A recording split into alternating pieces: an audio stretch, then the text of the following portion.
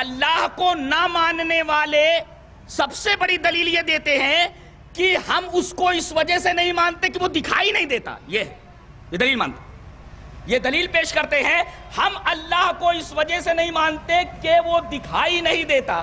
آئیے ذرا ان کی اس دلیل کا بھی تھوڑا جائزہ لے لیتے ہیں. ایک بات جان لو, عدم رویت عدم وجود کا مستلزم نہیں ہے کہ جو چیز نظر نہ آئے وہ چیز موجود ہی نہیں ہوتی.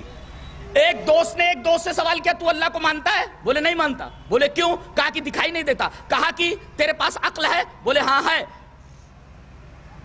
کہا کہ دکھا دے ذرا تیری عقل کدھر ہے تو میں مان لوں تو عقل مند ہے. تو بات چیزیں ہوتی ہیں مگر آدمی اس کو دیکھ نہیں پاتا ہے, تو دیکھ نہ پانا اس کے نہ ہونے کی دلیل کیسے بن سکتا ہے؟ اس کے نہ ہونے کی دلیل کیسے بن سکتا ہے؟ اور ایک علمی دلیل, کیوں آدمی جان نہیں پاتا, اللہ کو دیکھ نہیں پاتا, اس کی ایک سائنٹیفک مثال میں نے پڑھی ہے بہت پیاری. فتح اللہ گولن نے اپنی کتاب کے اندر اس کو ذکر کیا ہے, اور حقیقت تو یہ کہ بہت پیاری مثال ہے.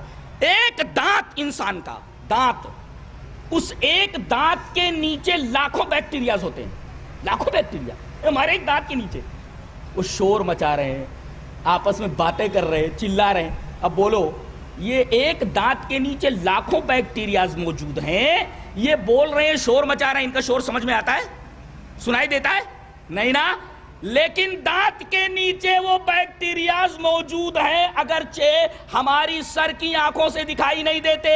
ایک دلیل تو یہ, اور دوسری یہ کہ اگر ان بیکٹیریاز سے پوچھا جائے کہ انسان کو دیکھا ہے تم نے, تو کہیں گے ہم نہیں مانتے انسان کو. کیوں؟ اس لیے کہ وہ دکھائی نہیں دے رہا ہے. ارے بے وقوف بیکٹیریا, تجھے انسان کو دیکھنا ہے تو دانت کے نیچے کیوں بیٹھا ہوا ہے؟ انسان کو دیکھنے کے لیے تجھے دانت کے نیچے سے باہر آنا پڑے گا مستقل مقام کے لیے. جب باہر نکل کر کے آئے گا, مستقل جگہ میں آئے گا, تب انسان کو مشاہدہ کرے گا نا. وہ تو اندر ہے تو اس کو کیسے دیکھ سکتا ہے؟ ظاہر ہے کہ اندر رہنے کی وجہ سے باہر آ کر مستقل جگہ سے تو نے دیکھا نہیں, لہذا تو نے انکار کر دیا کہ میں انسان کو دیکھا ہی نہیں, لہذا میں مانتا ہی نہیں. تو عدم رویت عدم وجود کا مستلزم نہیں ہے. یہ ایک انتہائی پیاری اور بڑی ہی دقیق مثال ہے. اور قرآنی دلیل یہ کہ تمہاری آنکھوں کے اندر وہ بینائی نہیں ہے کہ اللہ تبارک و تعالیٰ کا مشاہدہ کر سکے. دلیل میں حضرت موسیٰ علیہ السلام کا واقعہ, فَلَمَّا تَجَلَّى رَبُّهُ لِلْجَبَلِ جَعَلَهُ دَكًّا وَخَرَّ مُوسَىٰ صَعِقًا. حضرت موسیٰ کوہ طور پر ہیں, بات ہو رہی ہے, دل میں آیا کہ بولنے والے کو دیکھیں. کہا کہ رَبِّ أَرِنِي أَنظُرْ إِلَيْكَ, اے اللہ میں تجھے دیکھنا چاہتا ہوں. کہا کہ لن ترانی, تم مجھے ہرگز نہیں دیکھ سکتے. ایک نبی سے کہا جا رہا ہے تم ہرگز نہیں دیکھ سکتے. ارے تم مجھے کیا دیکھو گے؟ میرے جلوے کی ایک ہلکی سی روشنی ہے, پہاڑ نہیں برداشت کر سکتا. اگر یہ اپنی جگہ ٹھہر جائے تو مجھے فَإِنِ اسْتَقَرَّ مَكَانُهُ فَسَوْفَ تَرَانِي, اگر یہ اپنی جگہ ٹھہر جائے تو مجھے. اللہ تبارک و تعالیٰ نے اپنے جلوے کی روشنی ڈالی, فوراً وہ پہاڑ چور چور ہو گیا اور حضرت موسیٰ علیہ السلام بے ہوش ہو کر کے گر پڑے. تو آنکھوں کے اندر پہاڑ کو اللہ کی تجلی برداشت کرنے کی طاقت نہیں, اتنی مضبوط چیز. تمہارے آنکھوں کی کیا وقت ہے, ان کی کیا ویلیویشن ہے کہ تم اللہ تبارک و تعالیٰ کو دیکھنے لگو اور دیکھ پاؤ؟ ہاں, مرنے کے بعد دیکھ سکتے ہو. کہاں؟ جنت میں. مرنے سے پہلے نہیں. نہیں, نبی بھی نہیں. ہمارے نبی کو معراج میں اللہ نے بلایا, تب بھی نہیں دیکھا نبی نے.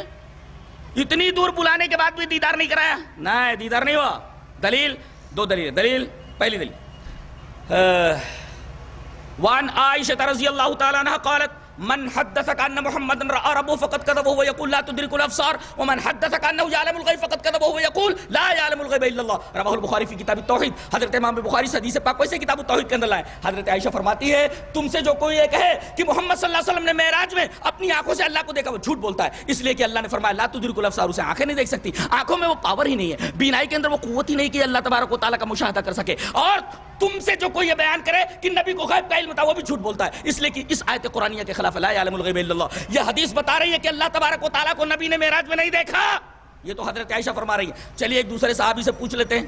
حدیث اس طرح, وعن ابی ذر قال سألت رسول اللہ صلی اللہ علیہ وسلم هل رأيت ربك قال نور النار. رواہ مسلم فی کتاب الایمان. حضرت امام مسلم اس حدیث پاک کو اسے کتاب الایمان کے اندر لائے. حضرت ابو ذر غفاری نبی کریم صلی اللہ علیہ وسلم کی خدمت میں حاضر ہوتے, کہا اے اللہ اللہ کے رسول آپ کو اللہ نے اپنے پاس بلایا، ساتوں آسمانوں کی سیر کرائی، جنت کا مشاہدہ کرایا، جہنم کا مشاہدہ کرایا، آپ نے اللہ تبارک و تعالیٰ کی بڑی بڑی نشانیاں دیکھی، ساری چیزیں دیکھی. سوال یہ ہے کہ جس نے بلایا تھا اس کو دیکھا کہ نہیں؟ ہر رأیت ربک، بڑا پیارا سوال ہے، صحابی ہی پوچھ سکتا ہے، صحابی پوچھ سکتا ہے.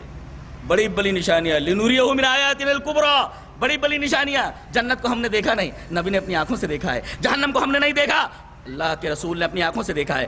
آسمان کیا ہوتا ہے، کوئی انکار کرتا ہے، کوئی اقرار کرتا ہے، ہمارے نبی نے اپنی آنکھوں سے دیکھا. اللہ اکبر، بڑی بڑی نشانیاں دیکھی. سوال یہ ہے کہ ساری چیزیں آپ نے دیکھی، بلانے والے کو دیکھا کہ نہیں؟ دعوت دینے والے کو دیکھا کہ نہیں؟ ہر رأیت ربک، اللہ کے رسول نے فرمایا نور ننارا، وہ تو نور ہے، میں بھلا اس کو کیسے دیکھ سکتا ہوں؟ آپ نے فرما دیا کہ میں نے نہیں